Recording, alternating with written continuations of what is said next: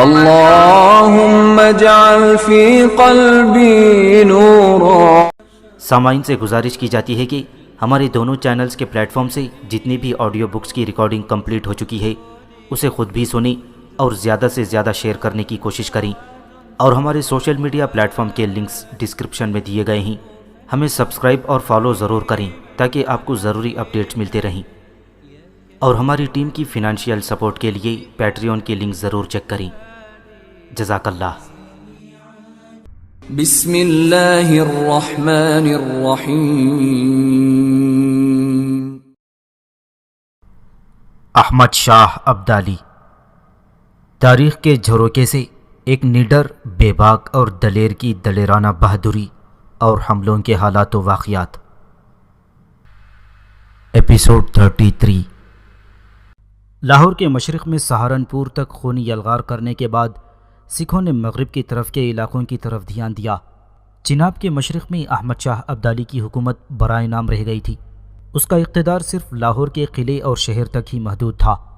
آس پاس کا تمام علاقہ سکھوں کی زیر کمان آ چکا تھا۔ موسم گرما جب اپنی شدت پر آیا تو سکھوں کا سردار چرہٹ سنگھ دیگر سرداروں کے ساتھ دریائے چناب کو پار کر کے گجرات شہر کی طرف بڑھا۔ گجرات شہر کا حاکم رحمت خان سکھوں کا مقابلہ کرنے کی ہمت نہیں رکھتا تھا، لہٰذا انہوں نے سکھوں سے صلح کر لی۔ سکھوں نے ان دونوں کی دوستی کو قبول کیا اور شہر اس طرح سکھوں کے ہاتھوں لوٹنے سے بچ گیا تھا۔ گجرات پر اپنا تسلط قائم کرنے کے بعد سکھ پھر واپس لاہور کی طرف چلے گئے تھے۔ ان کی غیر حاضری سے قلعہ رہتاس کے فوجدار سر بلند خان نے گجرات کے حاکم چودھری رحمت خان اور دیوان شیوناتھ کو سکھوں سے دوستی کرنے کی سزا دینے کا عزم کیا۔ سر بلند خان احمد شاہ ابدالی کا چچا تھا اور وہ قلعہ رہتاس کا حاکم تھا۔ جو ہی سکھوں کا سردار چرہٹ سنگھ اور گوجر سنگھ گجرات پر اپنا تسلط قائم کرنے کے بعد لاہور کی طرف واپس گئے، سر بلند خان اپنے لشکر کے ساتھ قلعہ رہتاس سے نکلا۔ دریائے جہلم کو پار کر کے وہ گجرات پر حملہ آور ہوا۔ گجرات پر اس نے قبضہ کر لیا۔ اس کے حاکم چودھری رحمت خان اور اس کے دیوان شیوناتھ دونوں کو سر بلند خان نے قتل کر دیا تھا۔ سکھوں کے سردار چرہٹ سنگھ اور گوجر سنگھ بھنگی کو جب یہ پتہ چلا کہ قلعہ رہتاس کا حاکم سر بلند خان ان کی غیر موجودگی میں گجرات شہر پر حملہ آور ہوا تھا اور وہاں کے حاکم اور اس کے دیوان کو قتل کر گیا ہی، تو وہ دونوں اپنے لشکر کے ساتھ حرکت میں آئی۔ دونوں سکھ سرداروں نے اپنے لشکر کے ساتھ دریائے چناب کو عبور کیا اور گجرات پر انہوں نے دوبارہ قبضہ کر لیا، اس لیے کہ سکھوں کی آمد کا سن کر سر بلند خان گجرات سے نکل کر قلعہ رہتاس کی طرف بھاگ گیا تھا۔ گجرات کا انتظام درست کرنے کے بعد سکھوں نے مزید پیش قدمی کی اور دریائے جہلم کو عبور کرنے کے بعد وہ قلعہ رہتاس کی طرف بڑھے۔ سر بلند خان کے حوصلے بہت بلند تھے۔ وہ چاہتا تھا کہ احمد شاہ ابدالی کے ہندوستان میں وارد ہونے سے پہلے وہ سکھوں کے خلاف کوئی بڑا معرکہ سر انجام دے، جس میں وہ سکھوں کو شکست دے کر اپنے لیے خوب نام پیدا کرے۔ اپنی اسی خواہش کی تکمیل کے لیے سر بلند خان نے قلعہ رہتاس سے باہر نکل کر سکھوں کا مقابلہ کرنے کا ارادہ کیا تھا۔ جو ہی سکھوں کا لشکر قلعہ رہتاس کے قریب نمودار ہوا، سر بلند خان قلعے سے باہر نکلا اور اپنے لشکر کے ساتھ ان کی راہ روک کر کھڑا ہو گیا۔ دونوں لشکر جب ایک دوسرے کے آمنے سامنے آئے تو سکھوں کے سردار چرہٹ سنگھ اور گوجر سنگھ بھنگی سر بلند خان کے لشکر پر حملہ آور ہو گئی تھی۔ دوسری طرف سر بلند خان بھی ہار ماننے والا نہیں تھا اور احمد شاہ ابدالی سے اپنے رشتے کی لاج رکھنے پر اترا ہوا تھا، لہٰذا اس نے بھی بگولوں کے رقص اور جمال سحر کی طرح سکھوں پر جوابی حملہ کیا۔ لیکن سکھوں کے حملے میں ایسی سختی، ایسا بھیانک پن اور محیب جرأت مندی تھی کہ سر بلند خان زیادہ دیر تک سکھوں کے حملے کو نہ روک سکا۔ سردار چرہٹ سنگھ اور گوجر سنگھ بھنگی نے دائیں بائیں سے حملہ کرتے ہوئے سر بلند خان پر اس قدر زور ڈالا کہ مجبوراً سر بلند خان کو پسپا ہونا پڑا اور اپنے لشکر کے ساتھ وہ شکست قبول کرتے ہوئے بھاگ کر رہتاس کے قلعے میں محصور ہو گیا۔ سر بلند خان جب قلعہ رہتاس میں محصور ہو گیا تو سکھوں نے قلعے کا محاصرہ کر لیا اور 4 ماہ تک محاصرہ کرنے کے باوجود بھی قلعہ نہ فتح ہوا تو سر بلند خان قلعے کی فصیل کے اوپر سے تیر کھولتا ہوا پانی انگارے برسا کر ان لوگوں کو قلعے کے قریب آنے نہ دے رہا تھا۔ سکھوں نے فریب کاری سے کام لیتے ہوئے قلعے کو فتح کرنے کا عزم کر لیا۔ انہوں نے اپنے لشکر کو سمیٹا اور قلعہ رہتاس سے چل دیے۔ اب سربلند خان سکھوں کے فریب میں آ گیا۔ وہ یہ سمجھا کہ سکھ محاصرہ چھوڑ کر چلے گئے ہیں، لہٰذا وہ اپنا لشکر لے کر قلعے سے نکلا تاکہ اچانک سکھوں کی پشت سے حملہ آور ہو کر انہیں ناقابل تلافی نقصان پہنچائے۔ لیکن دوسری طرف سکھ سردار چرہٹ سنگھ اور گوجر سنگھ بھنگی بھی ایسے ہی عیار تھے۔ جب انہوں نے دیکھا کہ سربلند خان قلعے سے نکل کر ان کے قریب پہنچ گیا ہی تو وہ دونوں زوال اور انحطاط کے لہروں کی طرح غلامی اور مجبوری کی علامتوں، شدید موسموں کی پوری تحقیر و تذلیل کی طرح سربلند خان کے لشکر پر ٹوٹ پڑے۔ قلعہ رہتاس کے نواح میں سربلند خان اور سکھ سرداروں کے درمیان ہولناک جنگ ہوئی۔ اس جنگ میں احمد شاہ ابدالی کے چچا سربلند خان کو بدترین شکست ہوئی۔ اس کے لشکر کا بہت بڑا حصہ سکھوں نے تہہ طائق کر دیا اور سربلند خان کو زندہ گرفتار کر لیا گیا۔ لیکن چونکہ سربلند خان احمد شاہ ابدالی کا چچا تھا، لہٰذا سکھوں نے اس کا بڑا لحاظ کیا اور بڑے حسن و سلوک سے پیش آئے اور پھر اسے معافی دے کر رہا کر دیا۔ اس طرح قلعہ رہتاس کی فتح سے جہلم اور دریائے سندھ کا تمام درمیانی علاقہ سکھوں کے قبضے میں آ گیا تھا۔ جس وقت سکھوں کا سردار چرہٹ سنگھ اور گوجر سنگھ شمال مغرب کے فوجی مہمات میں مصروف تھے اور وہ قلعہ رہتاس کو فتح کرنے کے بعد دریائے سندھ تک کے علاقے کو روندتے چلے گئے تھے، اس وقت ایک اور سکھ سردار ہری سنگھ اور اس کا بیٹا ہیرا سنگھ اپنے ایک جرنیل گنڈا سنگھ کو لے کر ایک بہت بڑے لشکر کے ساتھ جنوب کی طرف بڑھے۔ دریائے چناب کے کنارے کنارے سفر کرتے ہوئے دریائے سندھ کے کنارے آئی۔ اس طرح انہوں نے دریاؤں کے کنارے تقریباً 250 میل تک کا سفر طے کیا تھا۔ پہلے یہ ڈیرہ غازی خان میں داخل ہوئے، وہاں پر انہوں نے چاروں طرف خوب تباہی مچائی اور ڈیرہ غازی خان کو فتح کیا۔ اس کے بعد یہ ڈیرہ اسماعیل خان میں داخل ہوئے۔ ڈیرہ اسماعیل خان کے اطراف میں بھی تباہی اور بربادی کا کھیل کھیلنے کے بعد انہوں نے ڈیرہ اسماعیل کو بھی فتح کر لیا تھا۔ ڈیرہ غازی خان ڈیرہ اسماعیل پر فتوحات حاصل کرنے کے بعد یہ سکھ سردار واپس مڑے اور ملتان کی طرف بڑھے۔ ملتان بھی انہوں نے بڑی آسانی سے فتح کر لیا۔ ملتان شہر اور اس کے نواح میں انہوں نے کئی مسجدوں کو گرا کر زمین بوس کر دیا۔ اس طرح جنوب میں ملتان تک سکھوں کا قبضہ ہو گیا تھا۔ احمد شاہ ابدالی کو جب خبریں ملی کہ جلندھر کے بعد سرہند، مالیر کوٹلا، سہارنپور اور پھر گجرات، جہلم اور دریائے سندھ تک کے سارے علاقے کو روندنے کے بعد سکھوں نے ڈیرہ اسماعیل خان، ڈیرہ غازی خان اور پھر ملتان کو بھی فتح کرتے ہوئے یہاں کے سارے علاقے کو برباد کر ڈالا ہے، اور پھر یہ کہ انہوں نے مسجدیں گرا کر تباہی پھیلائی ہے اور مسلمانوں کو اپنا قیدی بنا لیا ہے، تو احمد شاہ ابدالی اپنے لشکر کے ساتھ لاہور سے پنجاب کی طرف کوچ کرنے کے لیے نکلا۔ اپنے کوچ سے پہلے احمد شاہ ابدالی نے اپنے چند قاصد قلات کے والی میر نصیر خان کی طرف روانہ کیے اور اسے سکھوں کے خلاف جہاد میں شامل ہونے کی دعوت دی۔ میر نصیر خان ان دنوں حج پر جانے کی تیاریاں کر رہا تھا۔ احمد شاہ ابدالی نے اسے لکھا، مجھے ملتان اور ڈیرہ اسماعیل خان اور ڈیرہ غازی خان سے اطلاع آئی ہے کہ سکھوں نے جگہ جگہ مسلمانوں کو شکست دے کر ملتان کے علاقے پر بھی قبضہ کر لیا ہے۔ انہوں نے لاتعداد مسجدیں شہید کر دی ہیں اور مسلمانوں کو قیدی بنا کر لے گئے ہیں۔ اس صورت میں جبکہ سکھ ایسے مظالم ڈھا رہے ہیں، تم کیسے حج پر جانے کا ارادہ کر سکتے ہو؟ میر نصیر خان، تم کو چاہیے تھا کہ قلات سے سیدھا پنجاب کا رخ کرتے، میں بھی قندھار سے پنجاب کا رخ کر رہا ہوں۔ تم گوجرانیوالا شہر سے باہر ایمان آباد کے مقام پر پہنچو، میں تمہارا انتظار کروں گا۔ اس طرح ہم دونوں مل کر سرکش اور باغی سکھوں کی بیع کنی کر سکیں گے۔ احمد شاہ ابدالی نے مزید لکھا، میر نصیر خان، یقین جانو کہ ان سکھوں کے خلاف جہاد حج سے افضل ہے۔ تم میرے لیے بیٹے کا درجہ رکھتے ہو اور مسلمان بھائی بھی ہو، اس لیے فوراً نکلو تاکہ ہم سکھوں کا جلد از جلد خاتمہ کر سکیں۔ احمد شاہ ابدالی کا یہ حکم ملتے ہی نصیر خان فی الفور تیار ہو گیا۔ اس نے ملتان، ڈیرہ اسماعیل اور ڈیرہ غازی خان مسلمانوں کے ہاتھوں سے نکل جانے کی خبریں پہلے ہی سن رکھی تھیں، لہٰذا اس نے قلات کے علماء سے جہاد کا فتویٰ حاصل کیا اور پھر احمد شاہ ابدالی کے حکم کے مطابق وہ قلات سے گوجرانیوالا کی طرف کوچ کر گیا تھا۔ احمد شاہ ابدالی اپنے جرار لشکر کے ساتھ قندھار سے نکل کر پنجاب کی طرف روانہ ہوا اور گوجرانیوالا سے باہر ایمان آباد کے مقام پر اس نے آ کر اپنے لشکر کا پڑاؤ کر لیا تھا۔ ایمن آباد ہی میں قلات کا والی میر نصیر خان بھی اپنے لشکر کے ساتھ احمد شاہ ابدالی سے آن ملا تھا۔ میر نصیر خان کے آنے کے بعد احمد شاہ ابدالی نے ایمن آباد سے لاہور کی طرف کوچ کیا۔ ایمن آباد میں جہان خان بھی اپنے شکست خوردہ لشکر کے ساتھ احمد شاہ ابدالی سے آن ملا تھا۔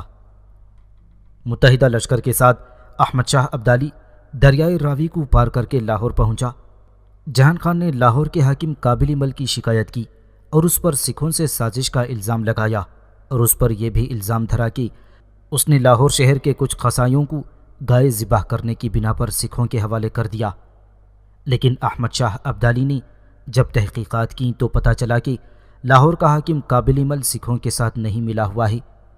پھر لشکر کے قاضی ادریس کی سفارش پر قصابوں والا قصہ بھی رفع دفع کر دیا گیا، لہذا قابل مل بدستور لاہور کا حاکم رہا اور اس کا بھانجا امیر سنگھ لاہور کی افواج کا بخشی مقرر ہوا۔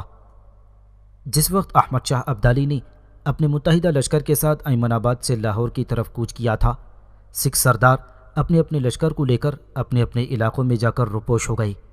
احمد شاہ ابدالی نے لاہور پہنچ کر اپنی جنگی مجلس کا اجلاس طلب کیا۔ اس اجلاس میں احمد شاہ ابدالی، شاہ ولی خان، عبداللہ، جہان خان، برخوردار خان کے علاوہ قلات کے والی میر نصیر خان نے بھی حصہ لیا۔ جب تمام سردار احمد شاہ ابدالی کے خیمے میں جمع ہو گئے تو احمد شاہ ابدالی نے سکھوں کے خلاف حرکت میں آنے کے لیے سب سے تجویز طلب کی۔ سب سے پہلے قلات کے والی میر نصیر خان کو موقع دیا گیا کہ وہ اپنے خیالات کا اظہار کرے۔ قلات کا والی میر نصیر خان اپنی جگہ سے اٹھا اور احمد شاہ ابدالی کو مخاطب کر کے کہنے لگا، پاشا، ہم سب یہاں آپ کے احکامات کی تعمیل کے لیے حاضر ہوئے ہیں۔ آپ جہاں بھی جانے کا حکم دیں گے ہم وہاں پہنچیں گے، اور جس طرح آپ چاہیں گے ویسے ہی دشمن پر کاری ضرب لگائیں گے۔ اگر ہمارے مقابلے میں آنے والا دشمن فولاد کا کوئی کوہستانی سلسلہ بھی ہوا تب بھی ہم آپ کے حکم کے مطابق اس کے سامنے جائیں گے اور اسے لخت لخت کر کے رکھ دیں گے۔ پاشا، سکھوں کی تو کوئی حقیقت ہی نہیں۔ سکھ تو ایسے بزدل ہیں کہ انہیں کھلم کھلا ہمارے سامنے آ کر مقابلہ کرنے کی ہمت ہی نہیں ہوتی۔ وہ تو چوروں کی طرح لڑتے ہیں اور بھیڑیوں کی طرح گھات سے حملہ کر کے غائب ہو جاتے ہیں۔ اگر وہ باقاعدہ ہمت باندھ کر ہمارے ساتھ جنگ آزما ہوں تو یقیناً انہیں بدترین شکست ہوگی۔ اب بھی آپ دیکھتے ہیں کہ سکھ آپ کے لشکر سے ہراساں ہو کر بھاگ کھڑے ہوئے ہیں اور لڑائی میں ذلیل حربے استعمال کرتے ہیں۔ وہ پیش قدمی یا پڑاؤ کر کے آپ کے لشکر پر ناگہانی حملہ کر کے فوائد حاصل کرنے کی کوشش کرتے ہیں تاکہ کسی طرح آپ کے لشکر کی صفوں میں انتشار پھیلے۔ ہمیں چاہیے کہ ان پر فی الفور حملہ کر کے ان کی صفوں کو درہم برہم کر دیں اور ان کی پوری طرح بیخ کنی کر کے ان کی عورتوں اور بچوں کو قیدی بنا ڈالیں تاکہ آئندہ کے لیے صوبہ پنجاب میں یہ ہمارے لیے درد سرد نہ بن سکیں۔ میر نصیر خان جب اپنی بات مکمل کر چکا تو احمد شاہ ابدالی، ولی خان، عبداللہ، جہان خان اور برخوردار خان سے بھی ان کی رائے طلب کی تھی۔ سب نے باری باری میر نصیر خان سے مزید اتفاق کیا اور اس کی تائید کی۔ اس پر احمد شاہ ابدالی نے نصیر خان کو مخاطب کر کے کہنا شروع کیا، میر نصیر خان، سکھ اس وقت لاکھی کے جنگل میں اپنے لشکروں کے ساتھ روپوش ہیں۔ لاکھی کا جنگل لاہور شہر سے تقریباً 1.5-2 میل کے فاصلے پر ہے۔ اس جنگل میں نہ پانی ہے نہ جانوروں کا چارہ۔ وہاں فوج کشی میں سارے لشکر کے تباہ ہونے کا خطرہ ہے، لہٰذا ہمیں لاکھی کے جنگل کے اطراف میں پڑاؤ کر کے سکھوں کا محاصرہ نہیں کرنا چاہیے۔ اس طرح ہمارے ہی لشکر کا نقصان ہوگا۔ ہمیں چاہیے کہ لاکھی کے جنگل میں پہنچتے ہی سکھوں پر بری طرح ٹوٹ پڑیں اور ان کا قلعہ قمع کر دیں۔ سب سالاروں نے احمد شاہ ابدالی کی اس تجویز سے اتفاق کیا اور قلات کے والے میر نصیر خان نے پیشکش کی کہ سکھوں کے خلاف اس مہم کو میرے سپرد کر دیا جائے۔ وہ اپنے لشکر کے ساتھ سکھوں کی سرکوبی کے لیے لاکھی کے جنگل کا رخ کرے گا، اور اس نے احمد شاہ ابدالی کو یقین دلایا کہ وہ ہر صورت میں سکھوں کا قلعہ قمع کر کے ہی واپس لوٹے گا۔ احمد شاہ ابدالی نے میر نصیر خان کی اس تجویز سے اتفاق کیا، لہٰذا میر نصیر خان سکھوں سے نمٹنے کے لیے لاہور شہر سے لاکھی کے جنگل کی طرف روانہ ہو گیا تھا۔ سکھ سرداروں کو بھی علم ہو گیا تھا کہ احمد شاہ ابدالی کی مدد کے لیے آنے والا قلات کا والی میر نصیر خان ان کی سرکوبی کے لیے لاکھی کے جنگل کا رخ کر چکا ہے، لہٰذا میر نصیر خان کا مقابلہ کرنے کے لیے انہوں نے لاکھی جنگل میں اپنے لشکر کو حملہ آور ہونے کے لیے تیار کر لیا تھا۔ میر نصیر خان جب لاکھی کے جنگل کے قریب پہنچا تو سکھ سردار اپنے لشکروں کے ساتھ لاکھی کے جنگل سے نیستی کے خوف اور دل کے جبر کی برستی زنجیروں کی طرح وہ نصیر خان کے لشکر پر ٹوٹ پڑے تھے۔ دوسری طرف قلات کا والی نصیر خان بھی بے صداؤں کے عکس میں رات کے بھاری کیواڑوں پر دستک دیتی آندھیوں کی طرح ٹوٹ پڑا۔ لاکھی کے جنگل کے باہر دونوں لشکروں کے ٹکرانے سے میدان جنگ تعصب کی خونخواری کی آماجگاہ بن گیا تھا، اور میدان جنگ کی مٹی خواہشوں کی پیاس کی طرح انسانی خون کی پروردہ ہونے لگی تھی۔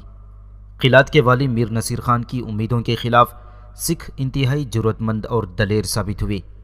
میر نصیر خان کا اندازہ تھا کہ لاکھی جنگل کے باہر سکھ زیادہ دیر تک اس کا مقابلہ نہیں کر سکیں گے، اور وہ الٹے پاؤں بھاگتے ہوئے جنگل میں داخل ہونے کی کوشش کریں گے، اور نصیر خان ان کا تعاقب کر کے ان کا خوب قتل عام کرے گا۔ لیکن یہاں معاملہ اس کی امیدوں کے برخلاف پڑ رہا تھا۔ سکھ میدان جنگ میں یوں چٹانوں کی طرح جم گئے تھے جیسے انہوں نے پیچھے نہ ہٹنے کی قسم کھا لی ہو۔ نصیر خان نے بہترے زور دیا کہ سکھوں کو پسپا کرنے کی کوشش کرے یا کم از کم ان پر اپنی برتری ثابت کرے، لیکن سکھوں نے ایسا نہ ہونے دیا۔ پھر وہ لمحہ بھی آیا کہ سکھ واہے گرو کی فتح کے نعرے بلند کرتے ہوئے جوش اور درندگی میں میر نصیر خان کے لشکر پر حملہ آور ہوئے کہ اپنے اس حملے میں سکھوں نے بڑے بڑے بلوچ سرداروں کو موت کے گھاٹ اتار دیا۔ سکھوں کے ہاتھوں مرنے والے بلوچ سرداروں میں زیادہ نمایاں سردار گہرام خان، سردار احمد خان بلیچی، میر عبدالنبی رئیسانی اور احمد خان بلیچی کا بیٹا سب جنگ میں کام آ گئے تھے۔ بلوچوں کے بڑے سرداروں کا خاتمہ کرنے کے بعد سکھوں کے خاص دستے والی قلات میر نصیر خان کے محافظ دستوں پر ٹوٹ پڑے تھے۔ سکھوں کا یہ حملہ ایسا جارحانہ تھا کہ انہوں نے محافظ دستوں کی کئی صفوں کو الٹ پلٹ کر رکھ دیا تھا اور نصیر خان کے قریب پہنچ گئے۔ پھر ایک سکھ نے میر نصیر خان پر وار کیا، لیکن خوش قسمتی سے وار میر نصیر خان پر پڑنے کے بجائے اس کے گھوڑے پر پڑا تھا، اور میر نصیر خان اپنے گھوڑے سمیت نیچے گر گیا۔ اس موقع پر دو بہادر بلوچ جوان محمد حسین اور میر شکارہ اگر آگے بڑھ کر میر نصیر خان کی مدد نہ کرتے تو سکھ یقیناً میر نصیر خان کو ہلاک کر دیتے۔ وہ دونوں اسے لے کر لشکر کے پیچھے پڑاؤ کی طرف چلے گئے تھے۔ تھوڑی دیر کی مزید جنگ کے بعد میر نصیر خان کا لشکر پسپا ہو گیا۔ سکھوں کو مکمل طور پر فتح مندی حاصل ہوئی۔ اس جنگ میں سکھوں نے میر نصیر خان کے لشکر کا تعاقب نہیں کیا، بلکہ وہ واپس مڑے اور لاکھی جنگل میں واپس ہو گئے تھے۔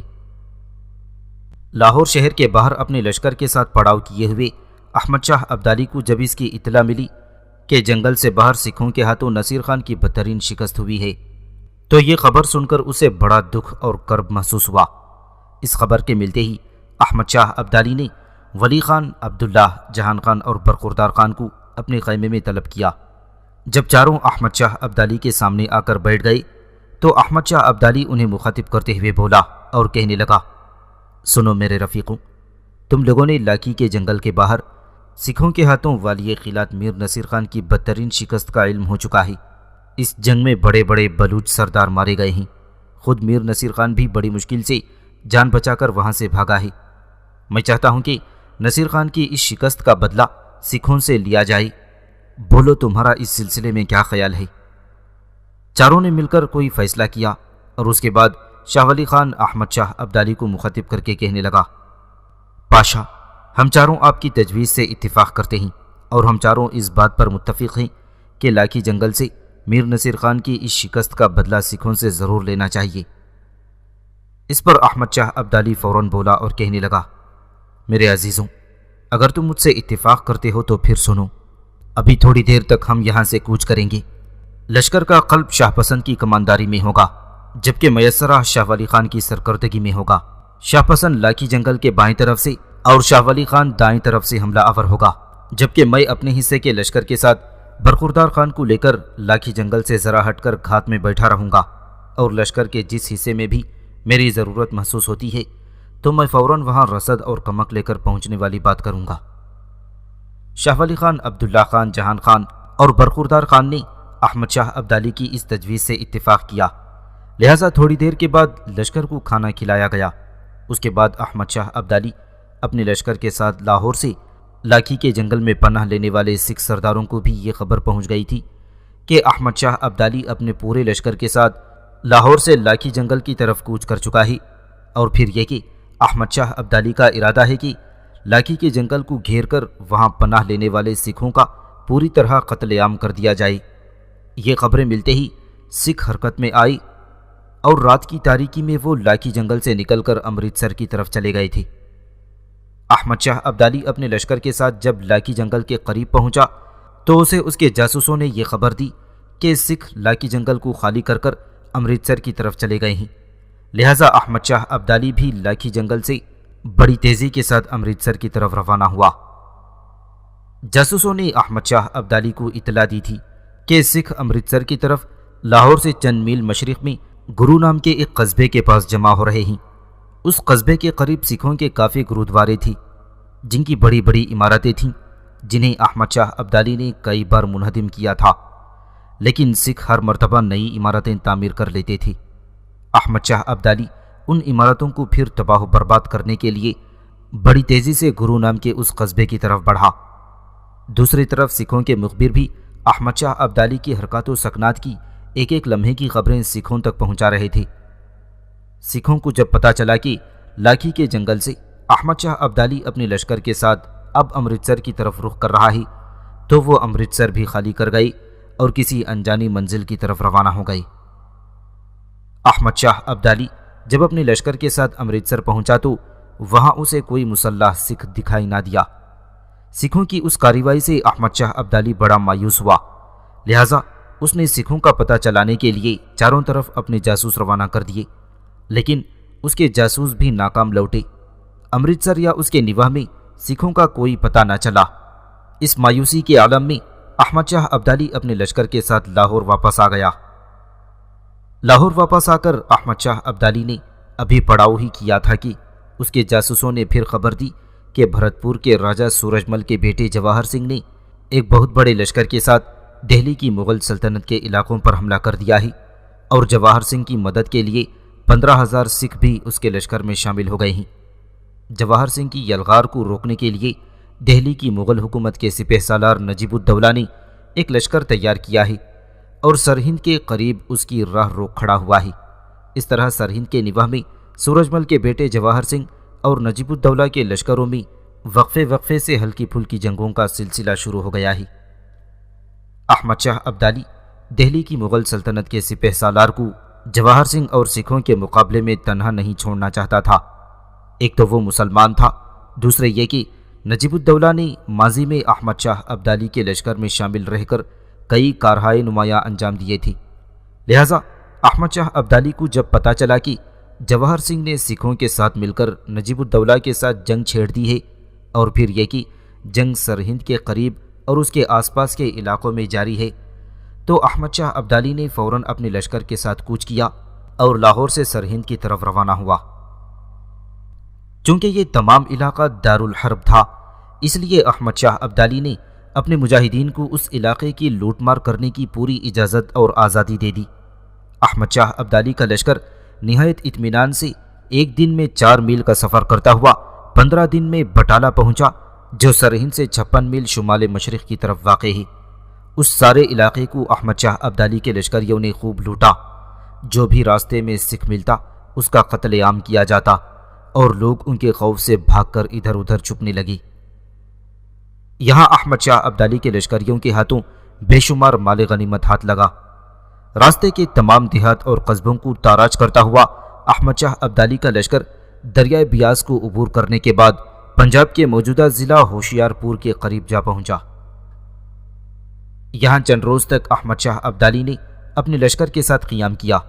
اس نے اپنے جاسوس اور طلایہ گر دستے اطراف و اکناف میں پھیلا دیے تھے تاکہ سکھوں کے متعلق کچھ خبر ملے، لیکن جب اس سلسلے میں ناکامی ہوئی تو احمد شاہ ابدالی نے سرہند کی طرف پیش قدمی کے لیے اپنے لشکر کی ترتیب احمد شاہ ابدالی نے کچھ اس طرح رکھی کہ سب سے آگے ہراول لشکر کے طور پر اس نے جہان خان کو رکھا۔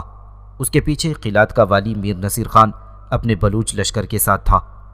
درمیانی حصے میں خود احمد شاہ ابدالی، شاہ ولی خان اور برخوردار خان اپنے اپنے حصے کے لشکروں کے ساتھ تھی، اور پشت پر عبداللہ کو اس کے لشکر کے ساتھ رکھا گیا تھا۔ تاکہ اگر پشت کی طرف سے اچانک سکھ حملہ آور ہوں تو عبداللہ بر وقت ان کا جواب دیتے ہوئے اپنے لشکر کو نقصان سے بچا سکے۔ لشکر اسی طرح سرہند کے قریب پیش قدمی کر رہا تھا کہ ایک روز اچانک سکھوں کا لشکر روشنیوں کے لشکاری، شولوں کی لپکتی زبانوں، غراتی ہوا سے لہو لذت اور جسم کے در پر دستک دیتی آندھیوں کی طرح نمودار ہوا اور جہان خان کے لشکر کو انہوں نے ہدف بنایا۔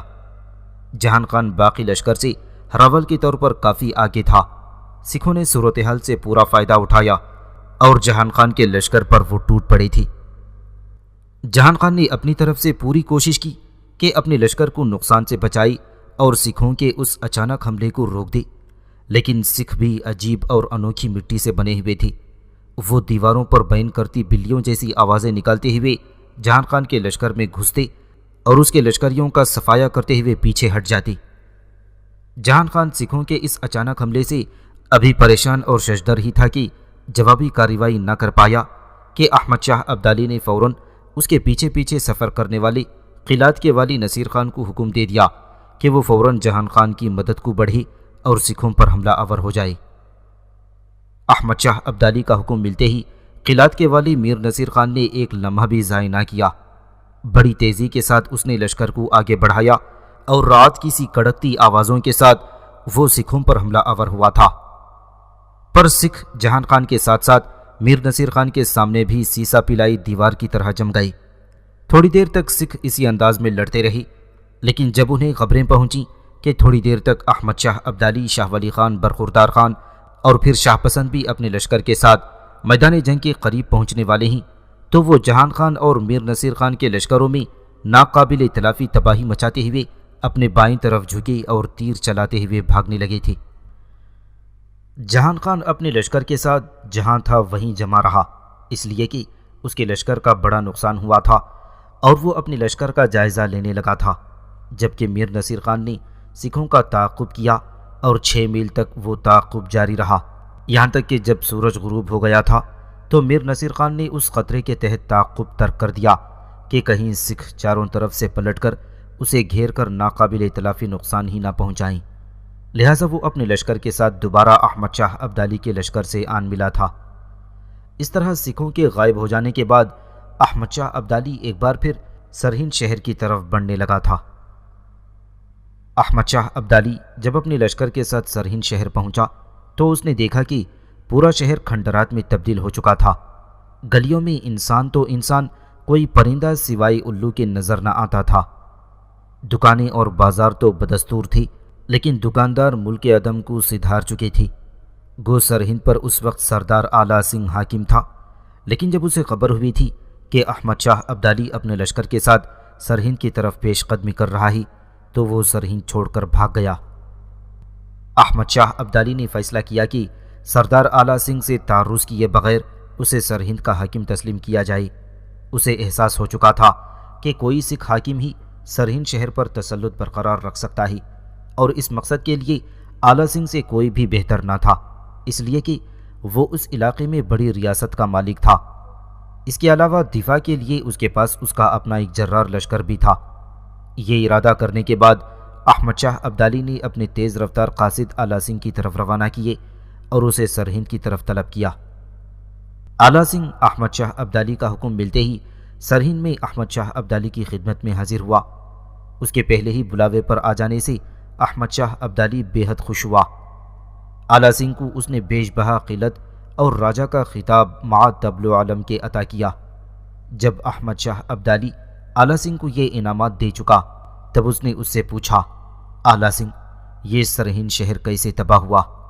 اس پر آلہ سنگھ نے نہایت مؤدبانہ انداز میں ہاتھ جوڑتے ہوئے کہا، پاشا، سرہند کو سکھوں نے تباہ و برباد کیا ہے۔ وہ آئندہ بھی لڑنے سے باز نہ آئیں گے کیونکہ انہیں ہر طرف سے کمک پہنچ رہی ہے، لیکن پاشا، اگر آپ مجھے سرہند اور اس کے اطراف و اکناف کا 1 سال کا مالیہ معاف کر دیں تو میں سرہند کو اثر نو آباد کروں گا اور اس میں پہلے سے بھی زیادہ رونق بھر کر رکھ دوں گا۔ اس پر احمد شاہ ابدالی نے آلہ سنگھ کو مخاطب کر کے کہا، آلہ سنگھ، تمہاری طرح دوسرے سکھ سردار بھی میری اطاعت قبول کر لیتی تو پنجاب میں اقتدار کی کشمکش ختم کرنے کے لیے میں انہیں بھی اسی طرح ان کے مقبوضہ علاقوں کا جائز حاکم تسلیم کر دیتا جس طرح تمہیں کر رہا ہوں، اور انہیں یوں ہی نوازتا جس طرح میں نے تمہیں نوازا ہے۔ آلہ سنگھ، اب بھی اگر سکھ مجھ سے معافی مانگ کر میری اطاعت قبول کر لیں تو میں انہیں معاف کر دوں گا۔ اس پر آلہ سنگھ شرمندہ سے لہجے میں جواب دیتے ہوئے کہنے لگا، پاشا، یہ سکھ بھی عجیب مٹی سے بنے ہوئے ہیں۔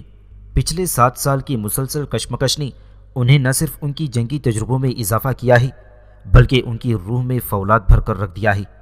اس کے علاوہ وہ آزادی کی نعمتوں کا بھی لطف اٹھا چکے ہیں، اس لیے انہیں آسانی سے ایک غیر ملکی کی اطاعت پر مجبور نہیں کیا جا سکتا۔ اور پھر پاشا، آپ کے لشکریوں سے سکھ ویسے ہی مشتعل ہیں، کیونکہ آپ نے نہ صرف ان کا قتل عام کیا ہی بلکہ بارہا ان کے مقدس مقامات کی بے حرمتی کی ہے۔ اس کے علاوہ آپ نے پورے پنجاب میں قبضہ کر لیا تھا، جبکہ سکھ پنجاب پر اپنا حق سمجھتے ہیں۔ ان حالات میں سکھوں نے یہی افضل سمجھا کہ آپ کے بے وقت اعزاز و اکرام کو ٹھکرا کر آزادی کی جدوجہد جاری رکھیں۔ احمد شاہ ابدالی اور سرہند کے حکمران آلہ سنگھ کے درمیان معاہدہ طے ہو گیا۔ اس معاہدے کے تحت سردار آلہ سنگھ نے تسلیم کیا کہ وہ احمد شاہ ابدالی کو 3.5 لاکھ روپے سالانہ خراج ادا کرتا رہے گا۔ اس کے بعد احمد شاہ ابدالی بھرت پور کے راجہ سورج مل کے بیٹے جواہر سنگھ کے خلاف مغل شہنشاہ کے سپہ سالار نجیب الدولہ کی مدد کرنا چاہتا تھا کہ اسی دوران احمد شاہ ابدالی کو خبریں ملیں کہ جواہر سنگھ اور نجیب الدولہ کے درمیان صلح ہو گئی ہے، اور پھر یہ کہ جواہر سنگھ واپس بھرت پور کی طرف چلا گیا ہے۔ اس پر نجیب الدولہ اپنے لشکر کے ساتھ دہلی کا رخ کر رہا ہے۔ ان حالات میں جب کہ سکھ مقابل نہ آ رہے تھے، نجیب الدولہ کی جواہر سنگھ کے ساتھ جنگ بھی ختم ہو چکی تھی۔ قلات کے والی میر نصیر خان نے احمد شاہ ابدالی کو یہ مشورہ دیا تھا کہ گرمی اور برسات کا موسم دہلی میں گزارا جائے اور ہندوستان کے مغل شہنشاہ شاہ عالم ثانی کو جو معاملات درپیش ہیں ان میں بھی اس کے ساتھ مل کر حل کیا جائے۔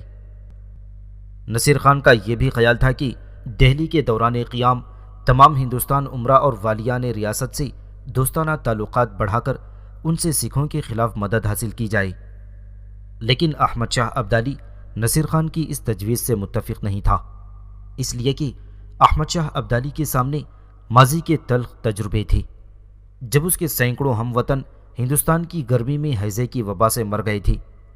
اس کے علاوہ پنجاب میں مسلسل بارشوں اور سیلاب بھی احمد شاہ ابدالی کو یاد تھے، جنہوں نے اس کے لشکر کو بالکل بے بس اور لاچار کر کے رکھ دیا تھا۔ اس کے علاوہ احمد شاہ ابدالی کے لشکریوں نے بھی اس پر زور دیا کہ ہندوستان میں مزید قیام کے بجائے قندھار کی طرف واپس چلنا چاہیے۔ لشکر نے احمد شاہ ابدالی سے یہ بھی گزارش کی کہ اگر احمد شاہ ابدالی ہندوستان کے اندر مزید کام کرنا چاہتا ہے تو گرمیاں جا کر کابل میں گزاری جائیں اور گرمیوں کے خاتمے کے ساتھ ہی ہندوستان میں وارد ہو کر بقیہ کام ختم کر لیا جائے۔ احمد شاہ ابدالی نے اپنے لشکریوں کی تجویز سے اتفاق کیا، اس لیے کہ وہ جانتا تھا کہ دہلی میں نہ اناج ہے اور نہ گھاس، اس لشکر کا تمام مال و اسباب لوٹ لیا جائے گا، لہٰذا اس نے فیصلہ کیا کہ کابل کی طرف کوچ کیا جائے گا اور اگر ضرورت ہوئی تو 4 ماہ کے بعد دوبارہ ہندوستان آ کر یہاں کے الجھے ہوئے معاملات کو سلجھانے کی کوشش کی جائے گی۔ یہ فیصلہ ہو جانے کے بعد احمد شاہ ابدالی نے کابل کی طرف کوچ کر لیا تھا۔